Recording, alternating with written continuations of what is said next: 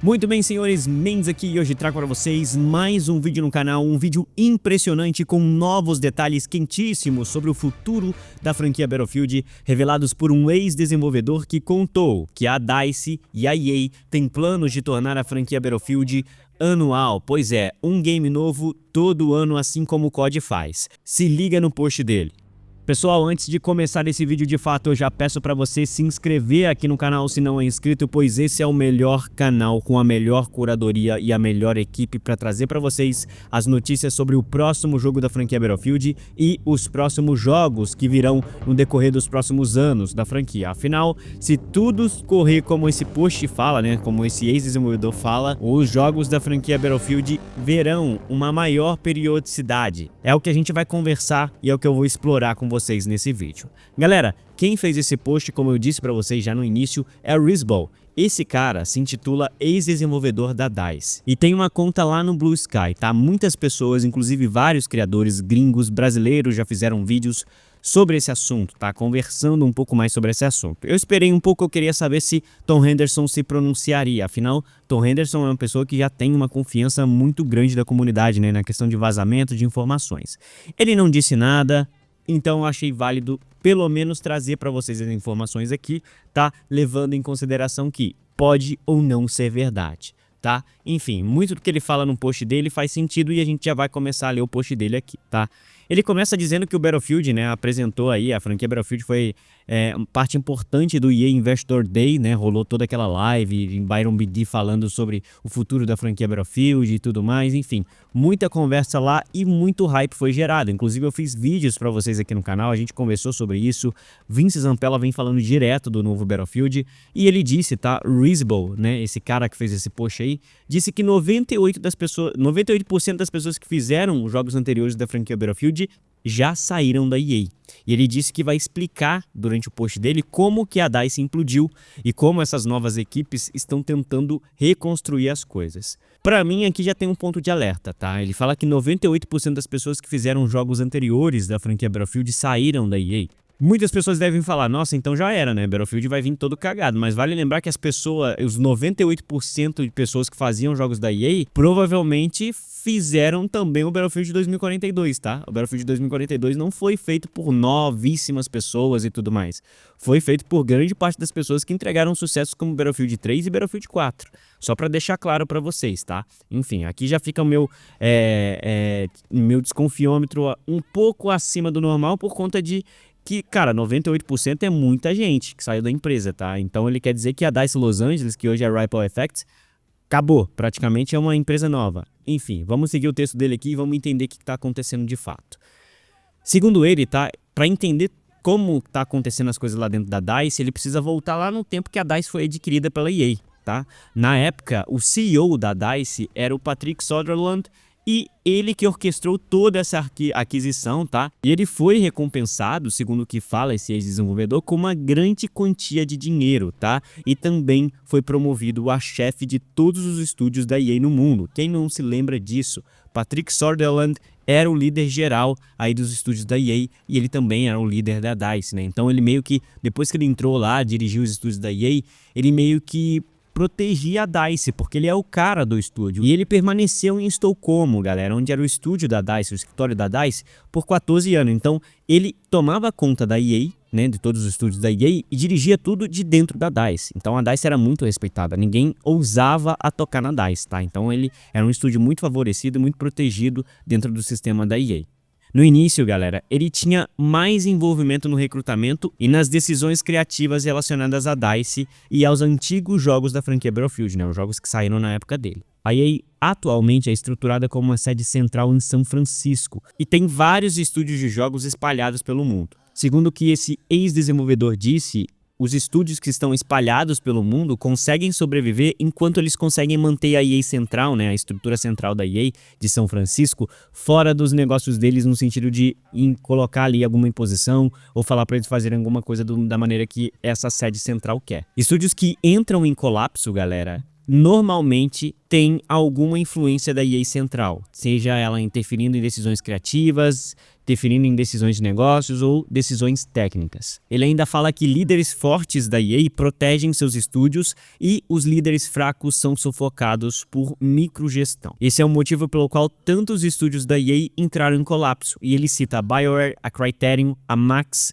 né, que é conhecidíssima pelos jogos da franquia The Sims, Popcat e vários outros estúdios, tá? A DICE sobreviveu mais tempo do que a maioria porque, como, sei lá, um pedido de desculpas por ter se vendido ou talvez protegendo o que ele criou, né? O Sutherland, que era o cara que dirigia os estúdios da EA lá, e também era o gerente geral da DICE, protegeu a DICE durante muito tempo, inclusive nas interferências mais intrusivas da EA. Segundo esse desenvolvedor, isso ajudou com que a DICE de 2005 a 2016 tenha lançado sucessos de Battlefield 2, Bad Company 2, BF3, BF4 e Battlefield 1. Tá? Ganhar consistentemente dinheiro, galera, torna as coisas muito mais fáceis porque faz com que a EA central se afaste. A EA não quer lidar ou mexer com algo que tá dando certo. Ela só vai interferir em algo que não dá certo, né? E a mudança da liderança da DICE em 2016 é onde todos os problemas começaram. O gerente geral da DICE na época, o Patrick Bach, foi o produtor executivo de Battlefield 3 e gerente geral durante o Battlefield 4, saiu da DICE, né? Entre aspas.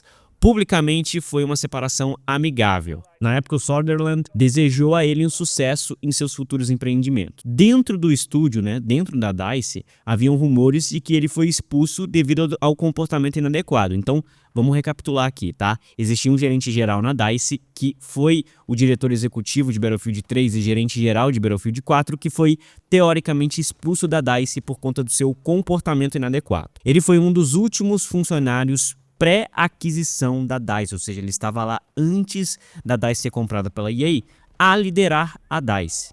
O novo gerente geral foi escolhido pelo Sutherland e foi o Oscar Gabrielson, que a gente sabe que já saiu da franquia, né? Ele é o mais recente, eu acho que muitos de vocês devem conhecer. O Oscar era um jovem carismático fundador da Uprising, um estúdio com sede em Uppsala, adquirido pela EA e mais conhecido por criar o Battlelog. Pois é, o desenvolvedor responsável, né, o cara-chefe do estúdio responsável pelo Battlelog, foi colocado como líder da DICE, líder geral da DICE. O Oscar assumiu a DICE enquanto o Star Wars Battlefront 2 estava bem adiantado no desenvolvimento, galera. Nem ele e nem o Sutherland reconheceram as falhas de design do jogo, que levaram o seu lançamento incrivelmente controverso. Eu acho que muitos de vocês lembram que na época teve muitos problemas, principalmente com microtransação, envolvendo Star Wars Battlefront 2. Como o Oscar, né, o gerente geral da DICE, era novo, o Sutherland conseguiu desviar a culpa para o ex-gerente geral, que foi expulso, né, como a gente já disse daqui. E aí, obviamente, ele também assumiu parte da responsabilidade para não deixar o Oscar em uma situação complicada. Star Wars Battlefront 2 foi o primeiro grande golpe financeiro de credibilidade para o Sutherland, que comandava os estúdios gerais da EA, né, e, obviamente, para a DICE. E dinheiro, galera, como a gente já sabe, é tudo para os executivos da EA. Lembrando, tudo que eu tô falando aqui para vocês está sendo contado de uma maneira, está sendo lido para vocês de uma maneira a contar uma história, mas é um post do ex-desenvolvedor na rede social Blue Sky, tá? Então, vamos seguindo aqui. Enfim, isso foi um golpe na credibilidade tanto do gerente geral dos estúdios da EA e, obviamente, na DICE. E dinheiro é tudo para os executivos da EA, né, galera? Enquanto a DICE estava se preparando para lançar o Battlefield 5, o Sutherland, né, que era o diretor-geral dos estúdios da EA, assumiu o papel mais direto, supervisionando a visão e a execução do jogo, né, a criação e a execução do jogo. Isso aconteceu enquanto a BioWare finalizava o Mass Effect Andromeda. Então olha só como é que tava um caos lá dentro da DICE nessa época, né? O Andromeda foi lançado em 2017 com críticas complicadíssimas, porque o game chegou num estado horrível. E vendas, a gente não precisa nem falar, né? Um game no estado que o Mass Effect Andromeda saiu, cara, eu acho que depois dele só o Cyberpunk, né? Enfim, a credibilidade da liderança da BioWare foi obviamente abalada e o Sutherland já havia supervisionado 2 lançamentos problemáticos em 2 anos. Então a EA já estava começando a acender os sinais de alertas. Star Wars Battlefront 2 foi um game que trouxe problemas muito grandes para a EA. E logo em sequência ele lança o Mass Effect todo problemático também. Depois disso tudo, galera, por estar com aquele negócio na mão que eu não posso falar aqui, ele decidiu se comprometer ainda mais, né, com o Battlefield 5 para garantir que esse não fosse um jogo ruim e que fosse tão bem quanto o Battlefield 1 foi, porque o Battlefield 1 foi um sucesso para a EA. Lá em 2018, o Soderland, né, até então ainda gerente geral dos estúdios, acompanhava viesmente os demos, né, as alfas, sei lá, e os testes do game, chamando produtores e designers, né, do Battlefield 5 no escritório dele para explicar como eles deviam construir o jogo da maneira certa, segundo a visão do Soderland, tá? O foco era na física, ele queria muito que o estúdio focasse na física e na sensação visceral de destruir, né, de, sei lá, de ser Battlefield. Isso tornou-se para a equipe de Battlefield 5, né, de desenvolvimento de Battlefield 5, uma das maiores exigências do maior cabeça da EA, né? Afinal, o Soderland era gerente geral dos estúdios da EA. A equipe do Battlefield 5 foi direcionada a melhorar os valores de produção do jogo para criar um senso mais forte de realismo, galera. Isso desviou vários recursos do desenvolvimento de conteúdo adicional que chegaria posteriormente ao lançamento do game para concluir o jogo. As consequências, obviamente, foram vistas no trailer de revelação, que foi odiado por muitos, né? Porque ele criou uma desconexão muito grande entre a ambientação da Segunda Guerra Mundial e os cosméticos que estavam presentes no trailer, né? Quem não lembra daquela personagem com um braço lá que causou uma polêmica danada? Pois é.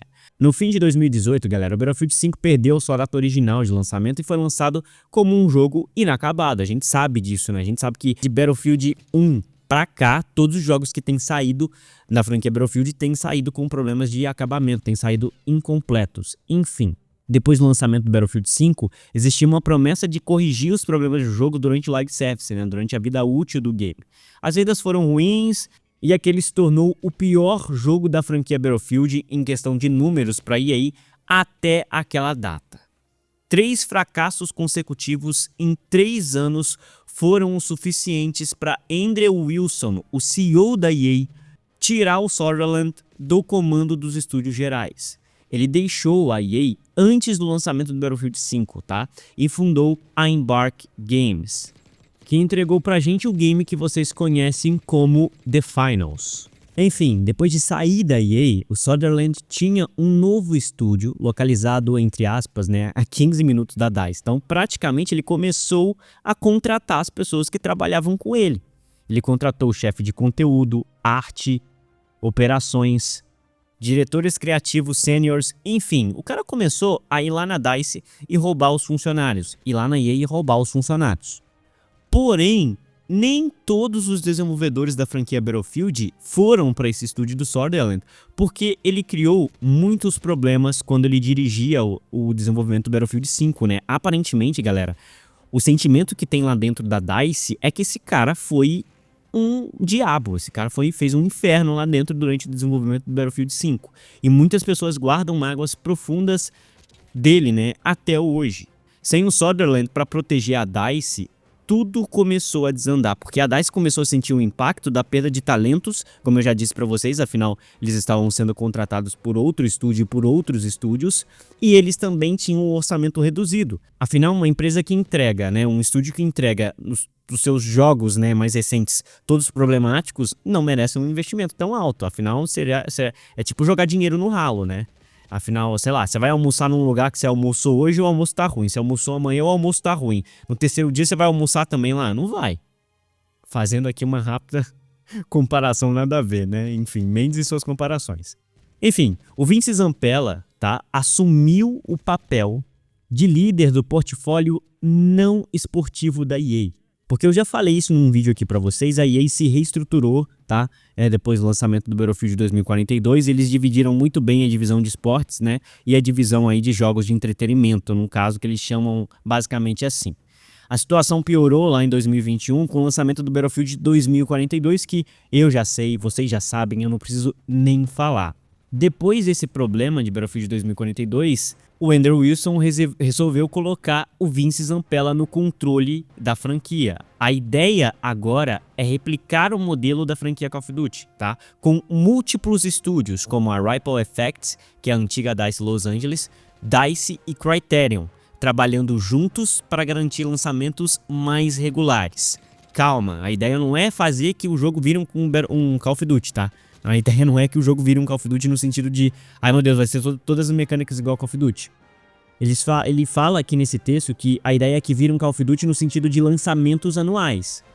E os planos incluem, obviamente, um jogo principal, né, da franquia pago, com campanha e foco no multiplayer, conteúdo sazonal com o Season Pass, né, e passa de batalha como a gente já conhece hoje em dia, eu acho que não é surpresa pra ninguém, e um modo gratuito ao estilo Warzone. A gente sabe que tá rolando vários rumores aí que a Ripple Effect está trabalhando num Battle Royale da franquia Battlefield para esse novo Battlefield. Então esse texto dele aqui vai de encontro ao que a gente já tem visto de alguns criadores conhecidíssimos aí de conteúdo ou até mesmo de leakers famosos como o Tom Henderson sobre a franquia Battlefield, tá? Por fim, galera, ele disse que os últimos remanescentes da velha guarda do Battlefield deixaram a DICE e muitos desses talentos estão agora num estúdio chamado TTK Games, se não me engano Time to Kill Games, que é um estúdio aí de ex-desenvolvedores da DICE, tá? Então a grande maioria dos ex-desenvolvedores da DICE estão tanto na Embark Studios fazendo The Finals, e a gente pode ver isso pelo nível de destruição do The Finals, e também na TTK Games, que a gente não viu ainda do que eles estão trabalhando, tá? E ele encerra o post dele dizendo que o futuro da franquia Battlefield depende muito da capacidade da EA de equilibrar a monetização e a reconstrução da confiança dos jogadores. Como fã de longa data, ele fala pra gente temperar, né, moderar as nossas expectativas para esse novo jogo. Eu, Mendes, já falei muito em outros vídeos aqui que a franquia Battlefield precisa se reerguer. Se esse novo papel aqui, se essa nova ideia de trazer um lançamento anual vai dar certo, a gente não sabe. Mas o que eu sei é que um ciclo mais constante com certeza vai colocar a franquia em mais evidência. E eu não posso, cara, ser hipócrita de dizer que isso não me beneficiaria como criador de conteúdo da franquia Battlefield, tá? Inclusive eu já falei isso em outros vídeos, mas independente de ser ou não criador da franquia Battlefield, né, de vídeos de jogos da franquia Battlefield, eu gostaria muito de ver esse jogo se tornando uma franquia anual para ver o desenvolvimento mais eficiente da engine que eles utilizam, que é a Frostbite. Eu acho que um game sendo lançado anualmente iria fazer com que a EA, iria fazer com que a DICE, a Criterion, se praticamente desafiassem todos os anos. O COD só evoluiu, galera. O COD só chegou na engine que tá hoje, apesar dos problemas que ele tá tendo com o Warzone, tá? Eu não tô entrando aqui em mérito de problemas de hack e tudo mais. Eu tô falando no quesito técnico. O COD só consegue entregar um jogo novo todo ano porque ele tem uma engine sensacional, ele tem uma engine bem feita, ele tem uma engine que entrega. A DICE não tem isso. A gente sabe que o Battlefield 2042 passou por problemas gigantescos para ser otimizado, para criar novas funções dentro da Frostbite, porque o Battlefield 2042 exigia coisas que a Frostbite não fazia para a época. Quem disse isso pra gente foi a Laura Miele, tá? A Laura Miele chegou a comentar isso na época do desenvolvimento do jogo, depois que o jogo saiu foi um fracasso. Ela falou que os desenvolvedores da franquia perderam mais tempo atualizando a Frostbite do que, de fato, desenvolvendo o jogo, tá? Então, enfim, eu tô muito curioso para saber a sua opinião sobre isso tudo. Deixa aqui embaixo nos comentários. O vídeo foi longo, eu já peço desculpas, mas para trazer todas as informações sobre esse post e comentar um pouco mais disso com vocês, eu precisava que esse vídeo fosse longo. Se você não é inscrito no canal, aproveite esse momento para se inscrever. Eu vou ficando por aqui, até a próxima. Fui!